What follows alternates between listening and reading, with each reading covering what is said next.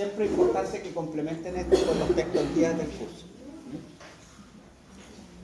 Bueno, cuando nosotros hablamos de control de microorganismos y principalmente estamos refiriéndonos a controlar el crecimiento bacteriano, y existen distintas áreas, ¿no es cierto?, donde es muy importante el control de microorganismos. Obviamente, áreas que tienen que ver, muchas de ellas, con la salud, donde está, ¿no es cierto?, la práctica odontológica, y también, ¿no es cierto?, la industria farmacéutica. Pero también podemos aplicar esto en el medio ambiente, es decir, nosotros nos interesa, ¿no es cierto?, no sé si ustedes han estado al tanto, pero hace poquitos días le han dado mucha cobertura al tema del microondas.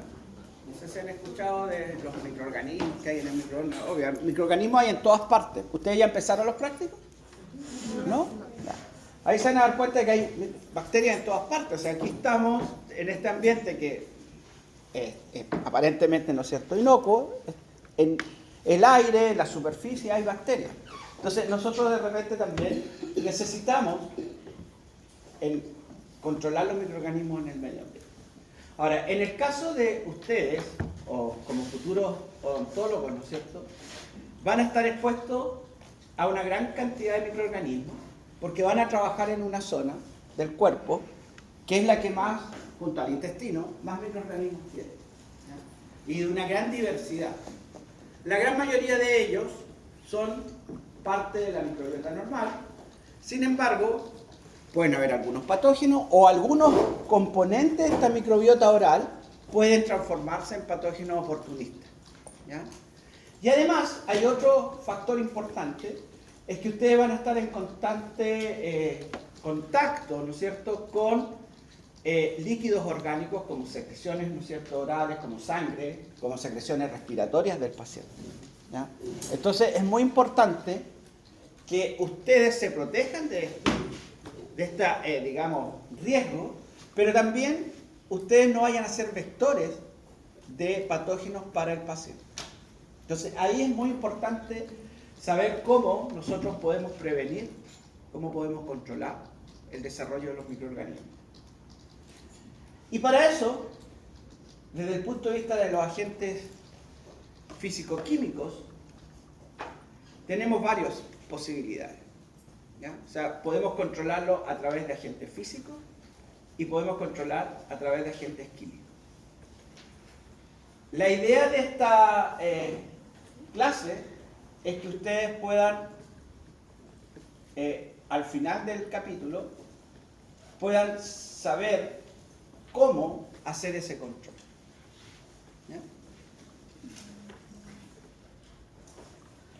¿Y qué es lo que tenemos que controlar? ¿Qué es lo que nos interesa controlar? Agentes patógenos, veo que todos están tomando fotos, esto está en la plataforma. ¿En el Canva? El que no está animando está en Infodres. Ah, perdón. Creo que se subió hoy día en la mañana porque llegó recién como un correo de que se subió. Ah, chupay. Ya. Entonces vamos a subirlo. Disculpen, pero esto va a estar, se supone, es que, a ver, partamos de la base. ¿Qué plataforma están usando? ¿Dónde le suben? ¿O no le han subido nunca nada? Es que Infodres ¿Ya? lo están subiendo porque en Canva no está todavía el módulo. Es que el profesor no ha activado el módulo. ¿Él usa Canva o no? No, parece que no. Ya, entonces, ¿dónde porque yo no subí a Canva? ¿Dónde tengo que subirlo? A Infoda. Ya, ahí lo vamos a subir. Pero va a estar, no se preocupen. Entonces, como les digo, ¿qué es lo que tenemos que controlar? Y podemos controlar cualquier agente vivo, o sea, cualquier organismo vivo, si consideramos vivos, ¿no es cierto?, a los virus, desde virus con envoltura, eso es lo más fácil de controlar, porque basta, ¿no es cierto?, desintegrar la envoltura de ese virus para que el virus ya no sea infeccioso, ¿ya? Agentes muy resistentes y muy difíciles de controlar, como por ejemplo las esporas de las bacterias. Hay esporas, por ejemplo, que pueden soportar 3-4 horas a 100 grados Celsius, que es la temperatura que generalmente nosotros usamos como temperatura máxima a nivel, ¿no es cierto?, del mar, ¿no? O bien los priones. ¿Saben lo que son los priones? ¿Sí?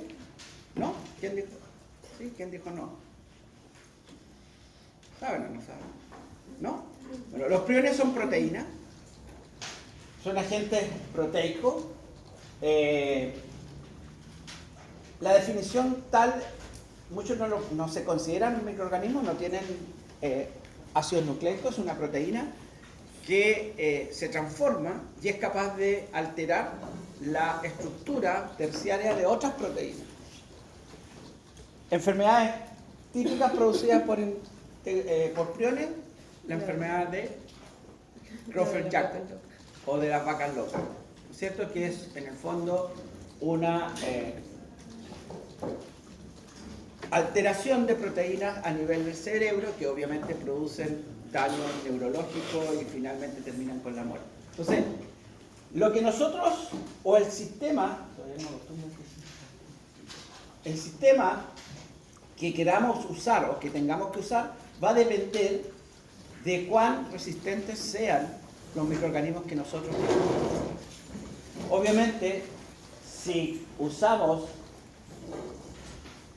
o queremos controlar algunos virus, ¿no es cierto?, o algunas bacterias gram positivas, al ser menos resistentes necesitamos sistemas menos, digamos, potentes para esa desinfección. Profe, ¿Sí? para tratar la enfermedad de los priones no se puede usar proteasas de forma localizada. Podría ser, sería una buena idea siempre y cuando esas proteasas sean específicas contra las proteínas de los priones, porque las proteasas tienen una actividad inespecífica, entonces puede afectar cualquier otra proteína, ¿ya? Hay hoy día estudios que lo que tratan de hacer a nivel genético es evitar, porque las proteínas que se alteran son nuestras propias proteínas. Sí. Entonces lo que tratan de evitar es eso. Y ahora son agentes infecciosos, son proteínas que se transmiten, y por lo tanto lo ideal es evitar la transmisión de esas proteínas. Y evitarla, digamos, bajo ciertas... lo que más asociado, por ejemplo, es consumir algunos alimentos, especialmente cerebros de animales que pueden estar contaminados, o sea, contagiados, ¿ya? Entonces, el control va más bien por la prevención, ¿ya? Porque una vez que se desarrolla todavía no hay tratamientos que sean efectivos. Y la enfermedad degenerativa es muy rápida. Y lo peor de todo es que esas proteínas son termoresistentes. Entonces, yo digo, voy a hacer esto, lo voy a someter a temperatura alta y se va a destruir la proteína, pero no es así. Las proteínas priónicas. Entonces, antes de empezar, es muy importante tener algunos conceptos claros. Y el primero de ellos es ir definiendo algunas diferencias en los términos que vamos a usar cuando hablamos de el control de microorganismos. El primero es qué entendemos por limpieza. Y esto es muy importante porque antes de aplicar cualquier agente físico y especialmente algún agente químico en el control, nosotros tenemos que hacer una limpieza. Y la limpieza simplemente es eliminar la suciedad, ¿no es cierto? Principalmente materia orgánica, que puede ser, ¿no es cierto?, grasas naturales, nuestras propias grasas, ¿no es cierto?, que tenemos en la piel, células descamativas, que son un soporte importante, tanto físico como nutritivo, para los microorganismos. Cuando nosotros nos lavamos las manos con agua y jabón, ya estamos haciendo un control. Porque simplemente el hecho de la acción tensioactiva que tiene el jabón va a eliminar las bacterias que tenemos en las manos. No las va a eliminar todas. No es que las manos queden, por lavarse las manos con agua y jabón, queden las manos libres de microorganismos, pero baja la carga bacteriana. Porque en ese efecto mecánico del lavado y por la acción tensioactiva del jabón, se eliminan microorganismos. Entonces baja la carga bacteriana, baja el riesgo. Y en ese momento que hemos hecho la limpieza, entonces queda apto para seguir los procesos de desinfección, ¿ya?, o antisepsis, ¿ya?, que consiste entonces en destruir las formas vegetativas. ¿Qué son las formas vegetativas de los microorganismos? Aquellas que no son un estado de resistencia. Ustedes ya vieron la estructura bacteriana, ¿no es cierto? Vieron la espora. ¿Ya? La espora es un estado de resistencia de la bacteria. Bueno, la desinfección mata a la bacteria cuando está como bacteria, pero no necesariamente va a eliminar las esporas. Hay muchas esporas que son resistentes a los agentes desinfectantes. ¿Ya? Ya sean físicos o químicos, son resistentes a compuestos de amonio cuaternario, son resistentes al cloro, resistentes a las radiaciones ultravioletas. ¿Ya? Pero, importante que hay una gran destrucción o muerte, ¿no es cierto?, de los microorganismos. O sea, hay una gran disminución de la carga bacteriana y eso obviamente disminuye mucho el riesgo, mucho más que solamente lavarse las manos.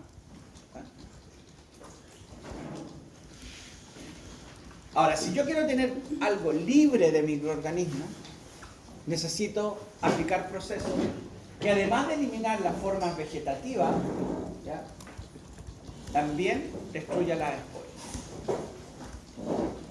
¿Por qué? Porque cuando queda una espora y vuelve a esa espora a tener las condiciones como para germinar, va a producir una bacteria y por lo tanto no va a estar libre de microorganismos.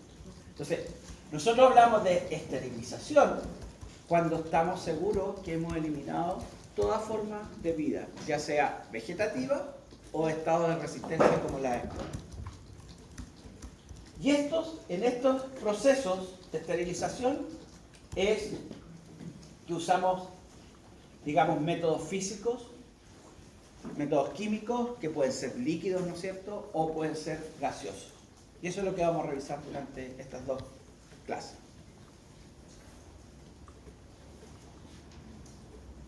Ahora, no en todas las etapas de la actividad que ustedes van a desarrollar es necesario que todo esté estéril, ¿ya? Pero hay puntos críticos. Y un punto crítico, ¿no es cierto?, son aquellos, ¿no es cierto?, todo instrumental cortopunzante que se introducen en los tejidos. ¿Ya? Es decir, todo el instrumental que ustedes van a usar para hacer un procedimiento en la cavidad oral. Eso necesariamente debe someterse, ¿no es cierto?, a esterilización o a una desinfección de alto nivel y obviamente después de utilizar, si es que no son desechables, tienen que esterilizarse porque son vectores o pueden ser vectores de microorganismos patógenos.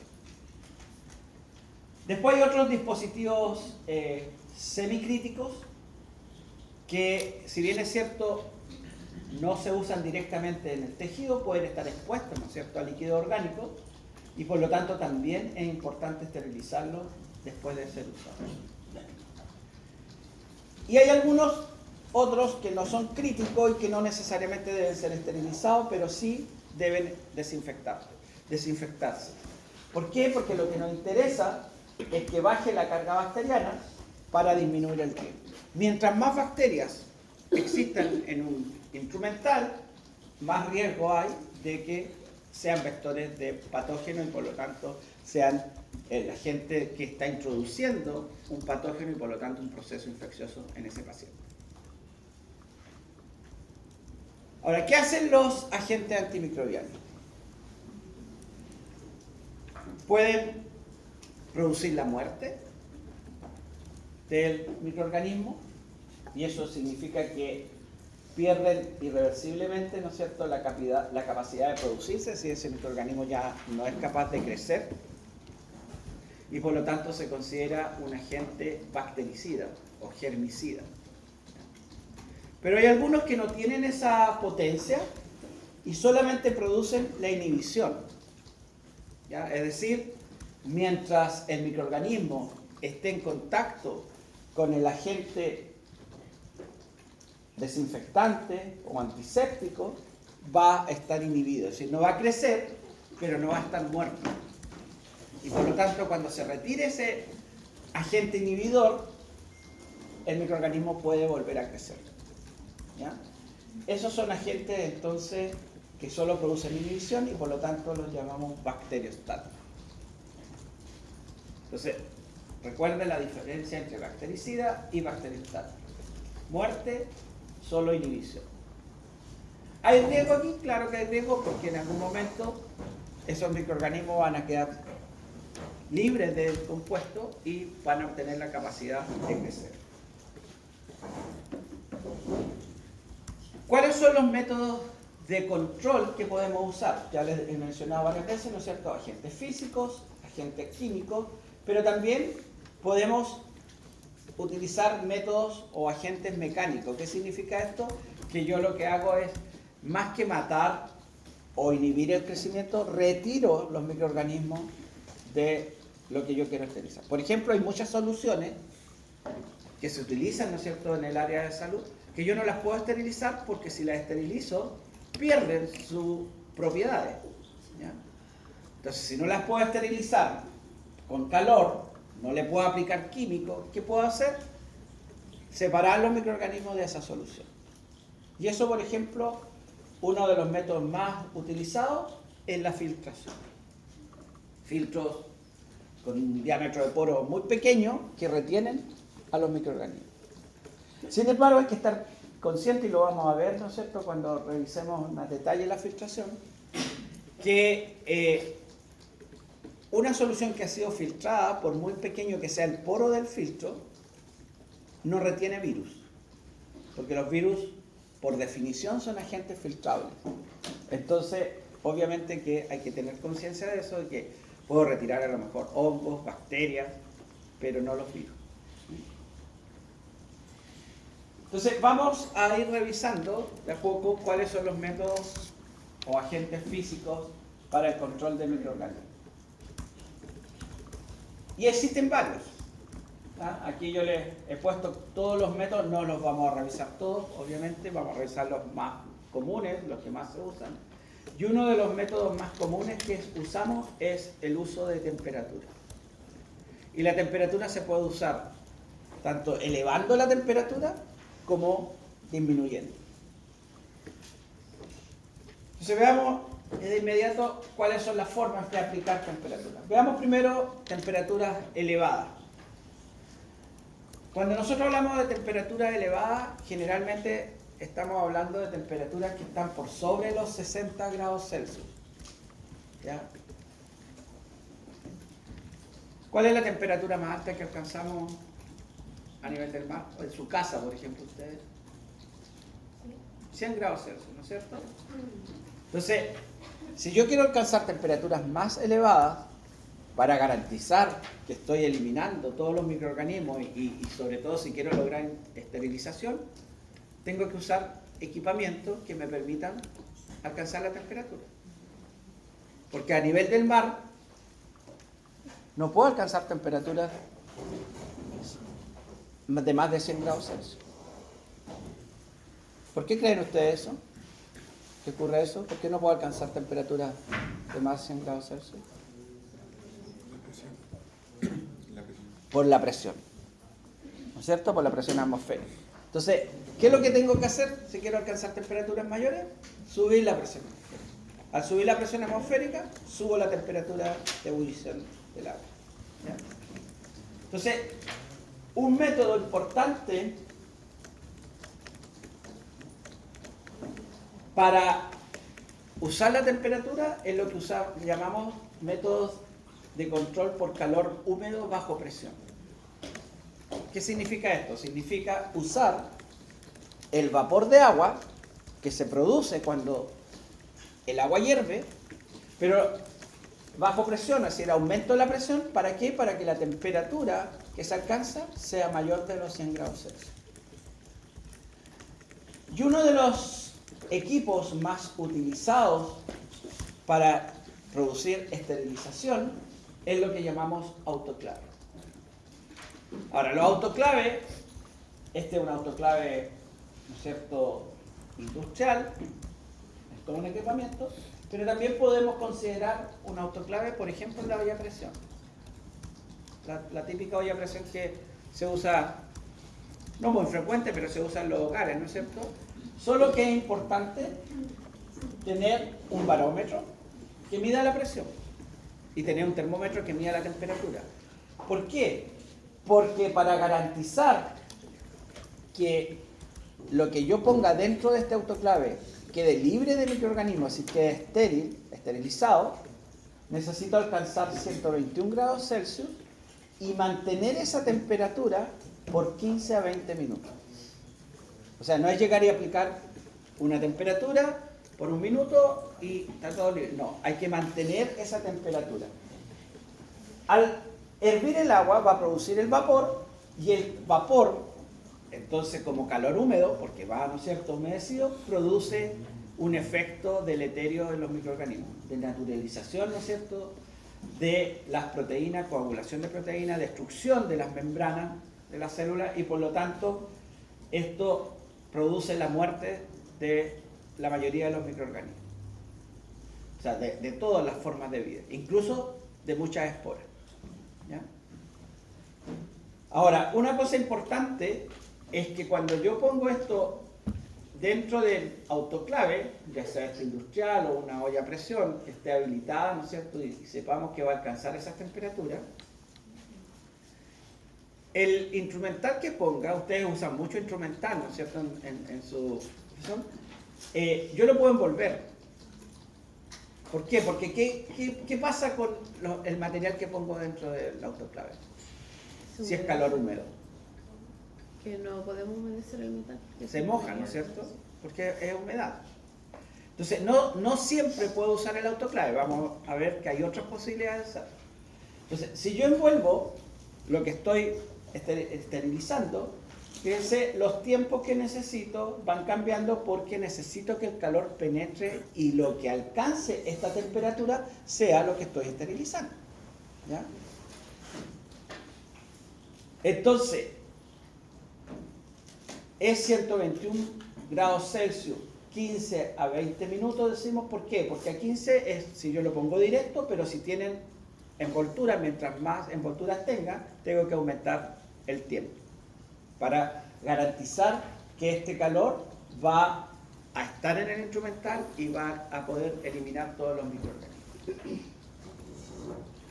Aquí vemos un ejemplo, ¿no es cierto?, de la temperatura de 121 grados Celsius, 15 minutos, se destruyen todos los microorganismos, incluso las esporas de algunas bacterias que son bastante resistentes a la temperatura. ¿Ya? Ahora, hay algunos organismos que se destruyen con temperaturas menores, o sea, por ejemplo, el bacilo de la tuberculosis, ¿no es cierto?, Mycobacterium tuberculosis, 59, 60 grados Celsius ya está muerto. O sea, no necesito hervir. Por eso es que es importante, por ejemplo, el tratamiento de la leche cruda. No sé si ustedes saben que uno puede adquirir tuberculosis por la leche, al tomar leche sin pasteurizar. ¿Por qué? Porque las vacas, muchas de ellas tienen una especie de Mycobacterium que se llama Mycobacterium bovis. Pero Mycobacterium bovis también produce tuberculosis en humanos.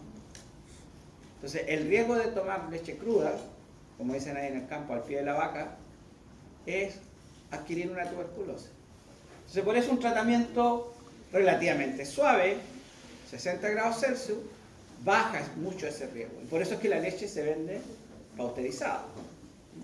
Ahora vamos a ver que hay distintos tipos de pasteurización, unas más extremas que otras, pero la idea siempre es bajar la carga bacteriana o eliminar los microorganismos de lo que estamos aplicando el tratamiento terapéutico. Esta temperatura de 121 grados Celsius por 15 minutos nos garantiza un proceso seguro, es decir, que lo que sometamos a este proceso va a estar libre de microorganismos, va a estar estéril y por lo tanto es seguro de usar si es un alimento de consumir, ¿no es cierto? Y que no va a tener ningún microorganismo. Lo que ustedes más van a usar en su práctica va a ser el calor, pero no húmedo, porque usan mucho instrumental que aunque sea de acero inoxidable, igual con tantos procesos de esterilización se deteriora. Entonces van a usar calor seco. La única diferencia del calor, o sea, en el sentido práctico, la diferencia entre calor seco y calor húmedo es que aquí no usamos el vapor de agua. No usamos agua. Usamos el aire. Calentamos el aire que está en el equipo. ¿Cuál inconveniente tiene? Es que el calor seco penetra mucho más lentamente ¿no es cierto?, que el vapor de agua. Por lo tanto, se requieren más temperatura y más tiempo de tratamiento. Pero el efecto final es el mismo. Entonces, en vez de, por ejemplo, usar 121 grados Celsius por 15 a 20 minutos, cuando yo utilizo calor seco en un equipo que es parecido, ¿no es cierto?, al autoclave, solo que aquí no hay producción de vapor, sino que se calienta el aire que queda en la cámara de este horno Pasteur o Pupinel. Necesitamos 160 a 170 grados por 1 a 2 horas. O sea, si yo uso 160, necesito 2 horas. Si uso 170, necesito 1 hora de tratamiento. O sea, es mucho más prolongado el tratamiento y es mucho más lento porque, obviamente, para usar ese instrumental necesito después que se enfríe. ¿Ya? Entonces, si se demora 2 horas, hay que mantenerlo 2 horas a esa temperatura. Imagínense, se demora en subir la temperatura, 2 horas de mantención a esa temperatura y después más o menos 2 horas que se enfríe para poder usarlo. O sea, necesitan básicamente 5 a 6 horas para tener el instrumental listo. Pero esto es lo que ustedes van a usar la mayoría de las veces. ¿Ya? Aquí hay una escala que si yo aumento obviamente la temperatura, disminuyo los tiempos de aplicación. ¿Cuál es la limitante? Es que el equipo alcance esas temperaturas, porque generar temperatura tiene un costo energético que no todo el equipo lo tiene y además tiene un costo de producir esa temperatura. La fuente de calor necesitamos electricidad para hacer producir y eso tiene un costo. ¿Ya? Entonces, tenemos las dos formas, temperatura, calor húmedo, más eficiente, más rápido, pero no todo puedo someterlo a ello, y si no existe entonces el horno Pasteur, que es calor seco, aire que se calienta y es capaz de producir el mismo efecto. Es decir, después de este tratamiento, lo que yo someta a este tratamiento va a estar libre de microorganismos.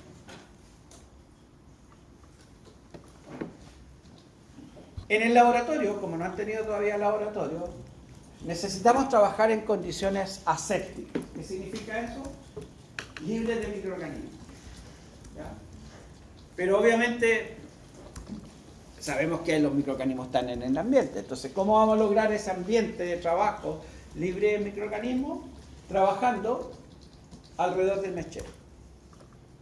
Cuando ustedes encienden el mechero y se genera una llama, no de este color que está ahí, en medio amarilla, sino azul, alcanzan más o menos entre 2000 o 1000 a 2000 grados Celsius en la zona de la llama. ¿Qué pasa con el aire que está alrededor de la llama? ¿Qué pasa con el aire cuando le aplico calor? Bueno, se calienta, ¿no es cierto? Obvio. ¿Pero qué más?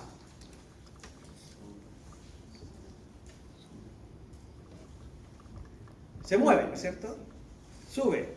Entonces, ¿qué pasa aquí cuando está el aire alrededor de la llama? Se produce una corriente de convección y el aire empieza a pasar por la llama, porque empieza como si estuviera rotando. Si este es el mechero, empieza a pasar. Sube, se enfría, vuelve a bajar y hace este ciclo. Por lo tanto, cuando yo estoy trabajando alrededor de un mechero encendido, el aire que está ahí está estéril. O por lo menos con una carga bacteriana muy, muy baja.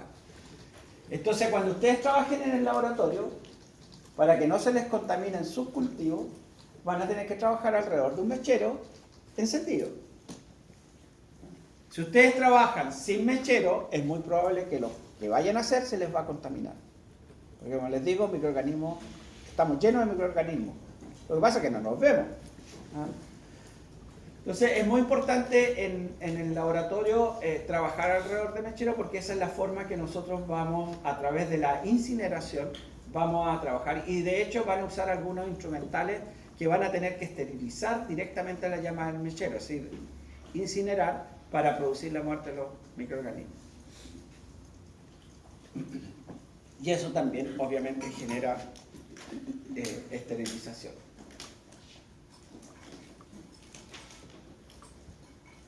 Este es un ejemplo de un incinerador industrial, ¿no es cierto?, donde se alcanzan temperaturas sobre los 800 grados Celsius y una segunda cámara sobre los 1100 grados Celsius. Entonces aquí se destruye todo lo que es materia orgánica. Y eso garantiza que lo que se produzca, las cenizas que quedan libres de microorganismos. Después tenemos una serie de aplicaciones de temperatura, distintas temperaturas, que constituyen lo que se llama la pasteurización. La pasteurización es un proceso térmico que ideó este señor, Louis Pasteur, que no tenía el objetivo de esterilizar, o sea, eliminar todos los microorganismos. El objetivo era bajar la carga bacteriana, eliminar, es decir, una gran cantidad de microorganismos, para evitar principalmente que se deterioraran los alimentos. ¿Ya? A Pasteur le encomendaron, ¿no es cierto?, por ejemplo, evitar que el vino se acidificara por producto de la acción de los microorganismos. ¿Ya? Entonces él empezó a diseñar cómo hacer. Y la pasteurización original, que es esta que está aquí, pasteurización lenta, es una pasteurización donde se utiliza 63 grados Celsius por 30 minutos. Y después dejamos eso bajar la temperatura lentamente, la temperatura ambiente. Ese es el proceso que sufre o que tiene, o al que se somete la mayoría de los alimentos que dicen pasteurizados. Por ejemplo, yo no sé, todavía sale leche en bolsa, ¿cierto? ¿La conocen? Todos compran Tetra Pak ahora.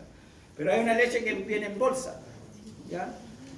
Y esa leche que viene en bolsa, o cualquier cosa que diga pasteurizado, solamente pasteurizado, usa esta temperatura. Eso no está libre de microorganismos. Lo que garantiza esta temperatura, y sobre todo si estamos pensando en la leche o alimentos lácteos, es que esa temperatura permite bajar la carga bacteriana y eliminar los potenciales patógenos que podrían estar en la leche, principalmente, como les mencionaba anteriormente, Mycobacterium tuberculosis. ¿Ya? Entonces, si yo dejo una leche, abro una leche, o incluso sin siquiera abrirla, no abrirla, la dejo ahí en el refrigerador o a temperatura ambiente, va a durar un cierto número de días y no más, porque no es que esté libre de microorganismos.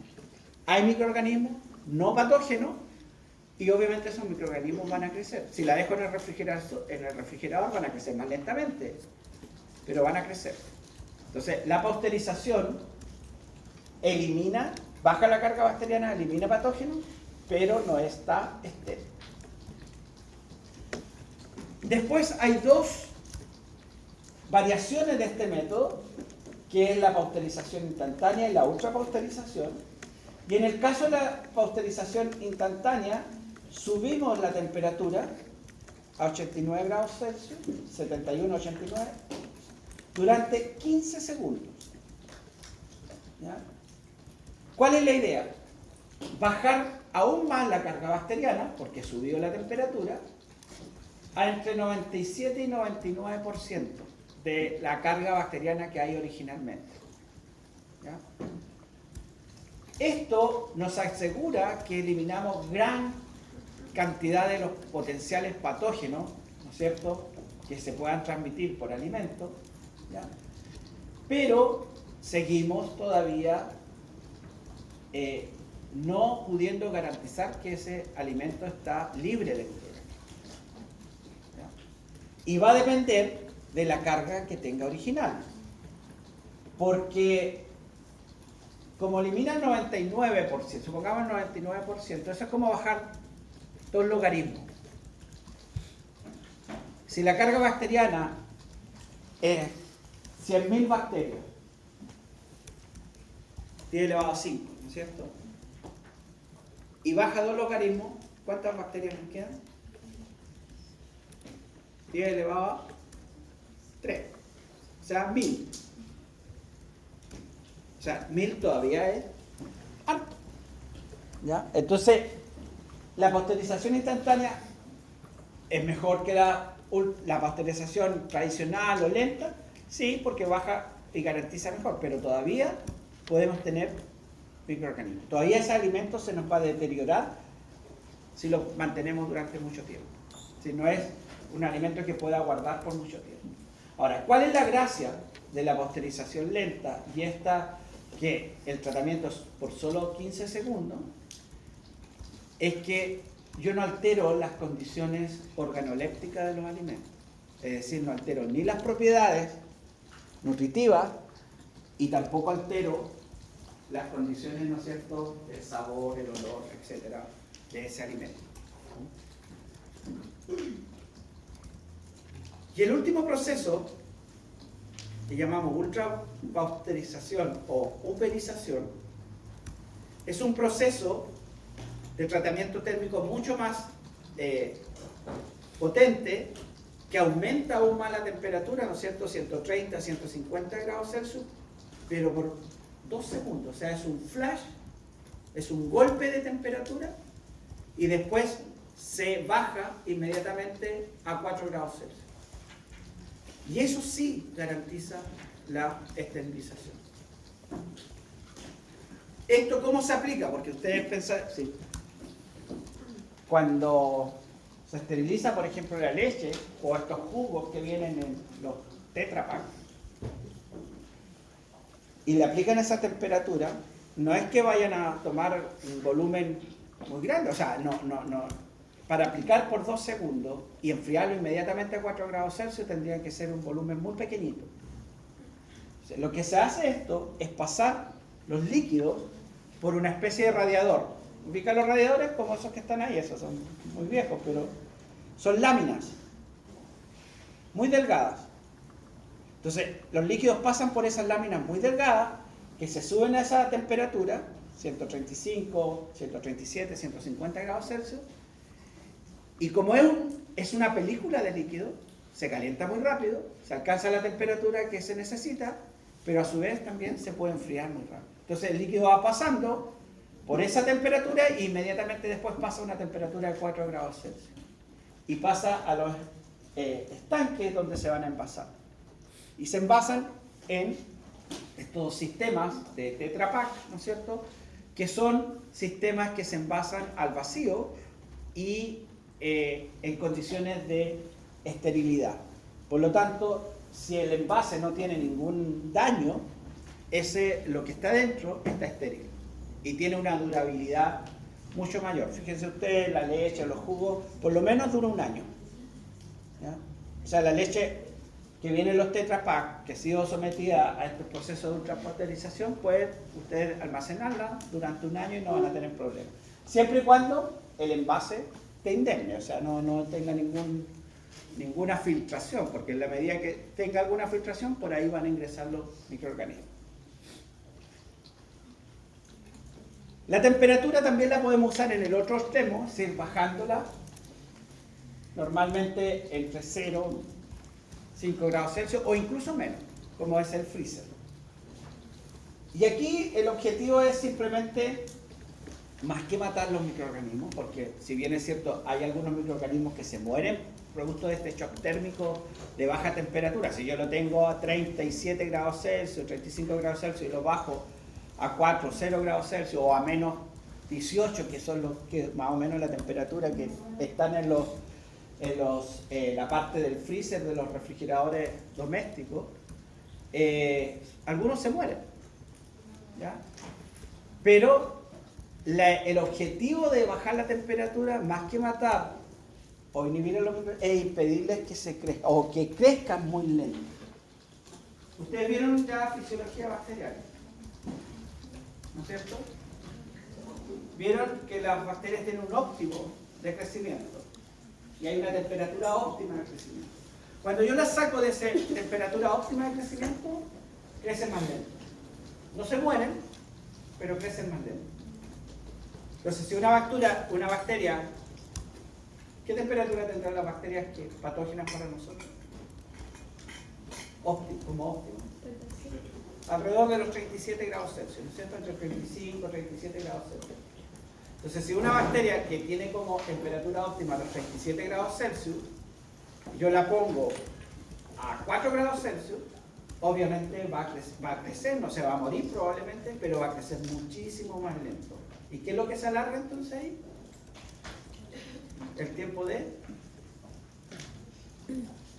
¿Cómo se llama el tiempo que se demora la bacteria en duplicarse? ¿Vieron curvas de crecimiento? Tiempo de generación. ¿Ya? Entonces se alarga el tiempo de generación. Y entonces eso lo mantiene ahí a raya. Pero eso no significa que no crezcan, crecen mucho más lento. ¿Ya? Incluso cuando yo pongo un alimento que tiene bacterias en el freezer, en la parte ya donde hay menos 18, menos 20 grados Celsius, las bacterias algunas igual siguen creciendo. Muy lento, pero siguen creciendo. ¿Ya? Entonces, esto nos ayuda a controlar, nos ayuda, por ejemplo, a preservar los alimentos más tiempo. ¿Ya? Pero hay un problema. Así como hay bacterias, ¿cómo se llaman las bacterias que viven alrededor de los 35 o 37 grados Celsius?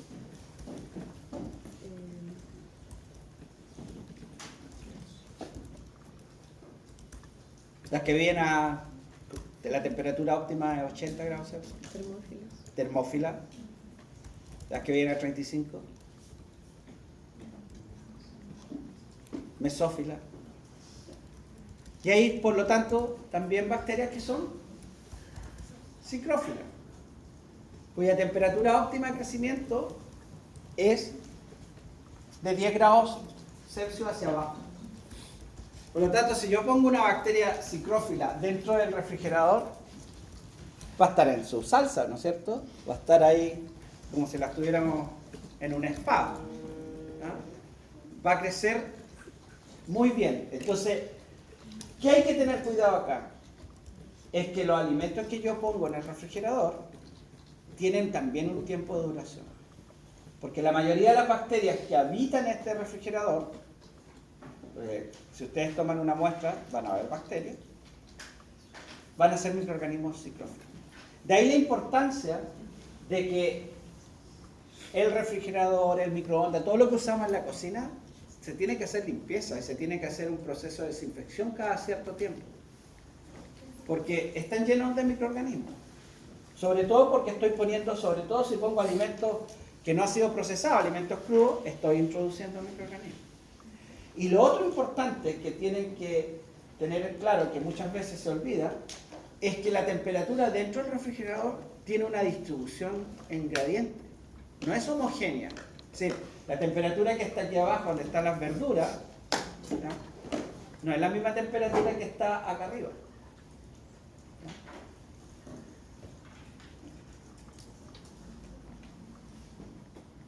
¿Por qué?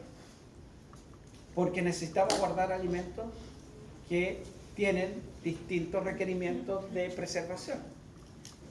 Y además porque la fuente de frío que está en este refrigerador de la parte superior va a hacer, ¿no es cierto?, que la temperatura vaya en aumento desde la parte superior hacia abajo. Si la fuente de frío está aquí abajo, va a ser al revés. ¿Ya? Entonces, es importante que vean ustedes, para preservar bien sus alimentos, dónde están poniendo los alimentos. ¿Ya? Pero el refrigerador tampoco garantiza esterilización. Solamente evita que los microorganismos se multipliquen bien, salvo los psicrófilos, porque es su temperatura óptima, y eso hace entonces que ellos puedan crecer. Bien.